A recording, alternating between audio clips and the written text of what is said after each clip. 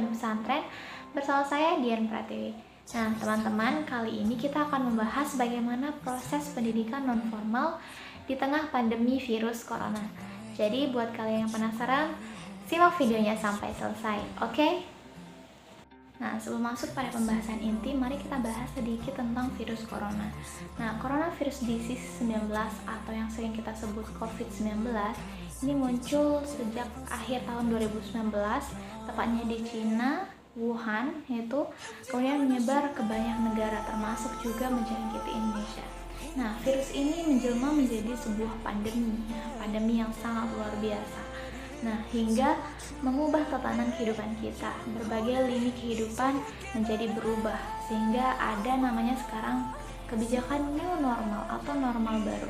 Semua sendi kehidupan seperti kegiatan perekonomian, keagamaan, sosial budaya, kesehatan juga pendidikan dijalankan secara berbeda dari sebelumnya. Seperti satu sorotan, kita bisa mengambil sampel ranah pendidikan.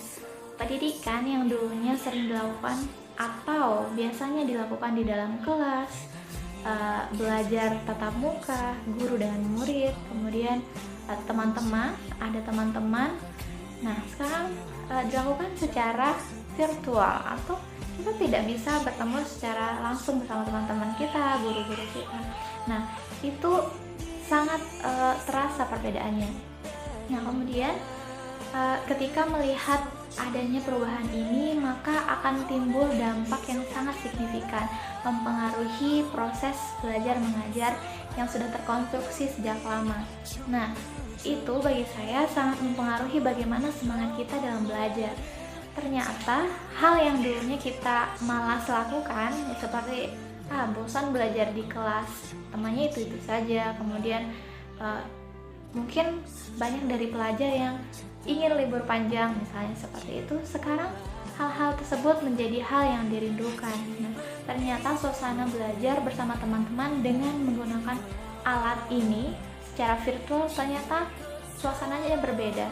Nah, ada sensasi tersendiri yang tidak kita dapatkan. Mungkin itu yang kita sebut sebagai kenikmatan dalam bersosialisasi. Nah, fokus pada pembahasan bahwasanya yang tadi saya sebutkan, pergi ke sekolah, bertemu teman-teman, diajar guru tatap muka, itu merupakan kegiatan belajar formal. Nah, berbeda halnya dengan pembelajaran non formal, yakni pembelajaran non formal itu adalah sebagai sistem pembelajaran pengganti, penambah ataupun pelengkap dari pendidikan formal. Nah, itu yang akan menjadi pokok bahasan kita pada video kali ini, yakni membahas bagaimana proses pendidikan non formal di tengah pandemi. Nah, apakah lebih banyak keuntungannya daripada pendidikan formal atau justru sebaliknya? Oke. Jika melihat landasan yuridis dari sistem pendidikan non formal, itu terdapat Peraturan Menteri Pendidikan dan Kebudayaan Permendikbud nomor 81 tahun 2013 pasal 1 ayat 2 menyatakan bahwa pendidikan non formal adalah jalur pendidikan di luar pendidikan formal yang dapat dilakukan secara terstruktur dan berjenjang. Nah, jadi dalam hal ini itu pendidikan formal dan non formal sebenarnya tidak jauh berbeda, sama-sama memiliki jenjang dan juga terstruktur. Nah, adapun jenis-jenis dari pendidikan non formal itu ada seperti lembaga kursus, kemudian program kesetaraan. Program kesetaraan itu maksudnya adalah misalnya seperti kejar paket, ada paket A, B, C yang menyetarakan dengan pendidikan SMP atau SMA. Nah, kemudian jenis lain dari pendidikan non formal adalah lembaga pelatihan, kemudian ada program PIAUD, pendidikan anak usia dini. Ternyata itu adalah masuk ke dalam pendidikan non formal. Nah, adapun sampel yang bisa kita ambil yang lebih dekat dengan kondisi saat ini adalah jika kita menganalisisnya menggunakan analisis SWOT, yakni Strength, Weakness, Opportunities, and Threat, yaitu analisis mengenai kelemahan, kelebihan, kemudian peluang dan juga tantangan dari sebuah program. Maka contoh yang paling dekat dengan kita adalah homeschooling. Coba kita lihat bagaimana program homeschooling di tengah pandemi ini. jika sebelum pandemi homeschooling sepertinya lumayan diminati. Nah, walaupun lebih banyak walaupun lebih sedikit dari mereka yang mengikuti pendidikan formal. Nah, apa yang menjadi keuntungan dari pendidikan homeschooling atau program homeschooling? Keuntungannya adalah kita bisa belajar dari rumah. Kemudian kita tidak belajar bersama banyak orang. Nah, itu keuntungan jika melihat kondisi saat ini. Nah, kita hanya bertemu dengan guru kita atau dengan orang tua kita di rumah. Sedangkan untuk kelemahannya itu sama seperti tidak ada bedanya dengan kondisi sebelumnya, mau ada virus atau tidak ada virus. Homeschooling memiliki kelemahan, yakni kita akan sulit beradaptasi karena kita kurang bersosialisasi. Mungkin itu persepsi yang bisa muncul dari kami atau dari kita yang sering atau kita yang mengikuti pendidikan formal. Nah, kemudian ada opportunity atau peluang yang ada ketika kita mengikuti program homeschooling di tengah pandemi, yakni kita akan lebih belajar secara lebih efektif.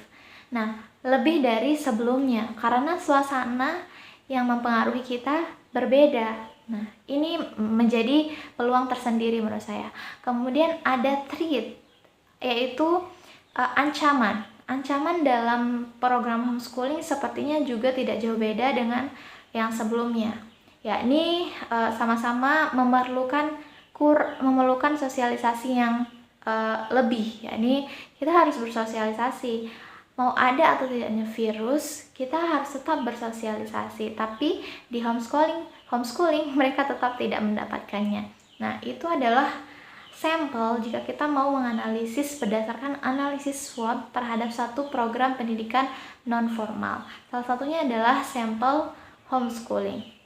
Nah, kemudian ada lagi selain homeschooling, itu kita melihat madrasah diniyah takmiliyah. Ya, itu ada dalam bahasan pembelajaran ini, bahwasanya madrasah diniyah takmiliyah itu adalah berasal dari bahasa Arab. Kalau kita runut satu persatu, maknanya adalah madrasah berarti sekolah, diniyah keagamaan, dan takmiliyah adalah pelengkap. Nah, jadi madrasah diniyah takmiliyah itu sudah menginterpretasikan bahwasanya inilah wujud dari pendidikan non formal.